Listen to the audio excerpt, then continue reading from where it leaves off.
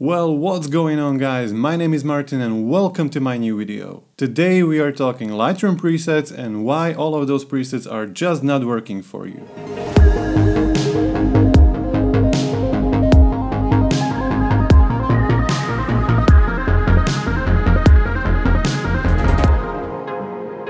If you're taking photos, you've been there 100%. So you take a photo you're proud of and you don't want to spend an hour editing and tweaking that picture.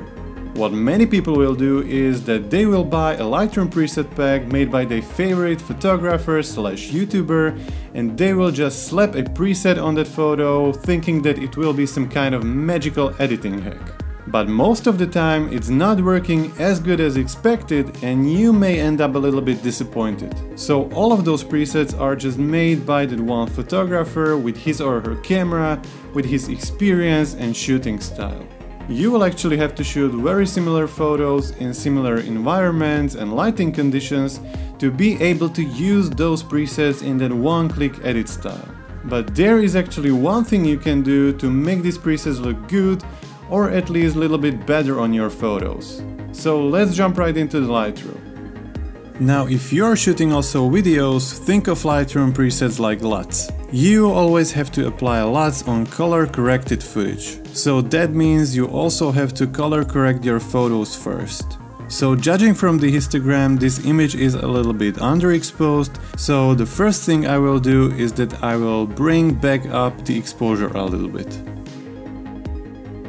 Now I will have to bring back those highlights a little bit so the image will be not clipping in those highlights.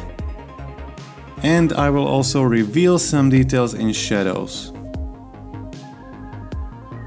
Okay, so the image is exposed pretty accurate now. You have to make sure that your image will be as natural and as well exposed as possible. So now that we are done with the corrections, we can apply the actual preset. But here comes the caveat. If you apply the preset right now, it will actually override all of those correction adjustments we just made.